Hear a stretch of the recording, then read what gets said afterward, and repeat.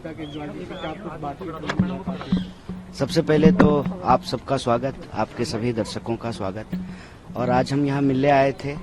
वैसे तो राजनीतिक भाषा में इसको शिष्टाचार मुलाकात कहते हैं, लेकिन मैं व्यक्तिगत तौर पे समझता हूँ कि ये हमारा एक आत्मीय मुलाकात थी, इस लिहाज से कि ये देश में जो परिस्थिति है अभी, जिस तरह से तानाशाही चल रही है, किसी को भी पकड़ करके बिला वजह जेल में बंद कर देना, इस तानाशाही के खिलाफ हम लोग पिछले कई सालों से लड़ रहे हैं और तानाशाही के खिलाफ इस लड़ाई में हम सब एकजुट हैं।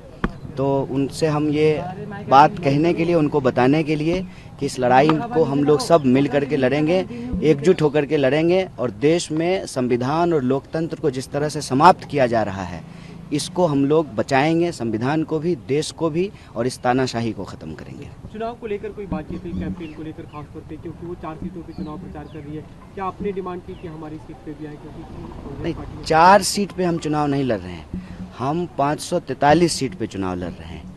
हम इंडिया अलायंस के सब लोग जो है घटक दल हैं और ये अलायंस पूरी तरह से एकजुट है। दिल्ली की भी 7 सीट पे चुनाव लड़ रहे हैं। तो जो भी हम लोग रणनीति बना रहे हैं वो किसी एक प्रत्याशी के लिए या एक पार्टी के लिए नहीं बना रहे हैं, वो दिल्ली के लिए बना रहे हैं, दिल्ली के लोगों के लिए बना रहे हैं, क्योंकि ये दिल्ली के लोगों के आत्मसम्मान का सवाल है। किसी को, एक व्यक्ति को सांसद बनाने का सवाल नहीं है, किसी एक व्यक्ति को प्रधानमंत्री बनाने का सवाल नहीं है, एक पार्टी की सरकार बनाने का सवाल नहीं है।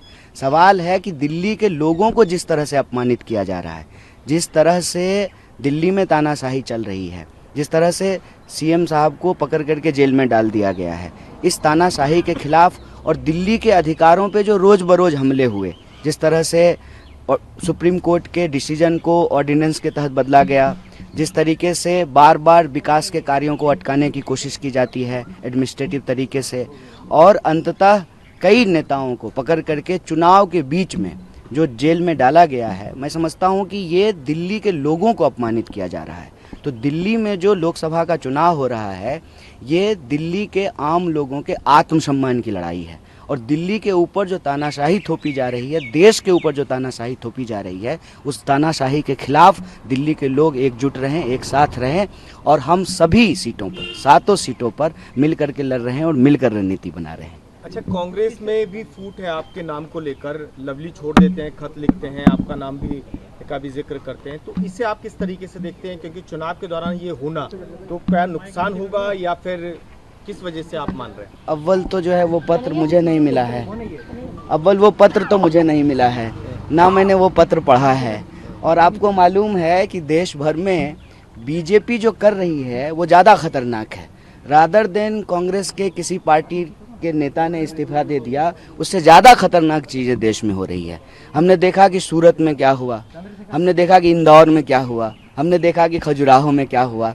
मैं तो दिल्ली के लोगों को भी कह रहा हूँ कि आप सौभाग्यशाली हैं, आपके पास मौका है कि आप वोट दे पा रहे हैं, आपके प्रत्याशी टिके हुए हैं, तो आप वोट दीजिए, क्योंकि आपको जो ये वोट देने का अधिकार मिला है ये आपके पास रहेगा कि नहीं रहेगा, पूरे देश की सूरत जो है वो सूरत जैसी बन जाएगी, इस पर विचार करना चाहिए और इस पर चर्चा करना चाहिए। चुनाव के दौरान पार्टी के भीतर प्रत्याशी को लेकर के या किसी नेता का इस्तीफा होना ये कोई नई बात नहीं है।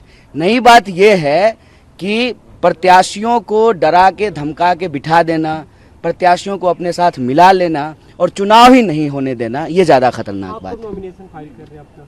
अभी तारीख तय नहीं है, तारीख तय होगी तो आप लोगों को सूचित करेंगे। सुनीता जी को कैंपेन के लिए या अभी तभी तारीख ही नहीं तय हुई है और हमने आपको कहा कि जो है ये मुलाकात जो है वो चुनावी नहीं है, वैचारिक है।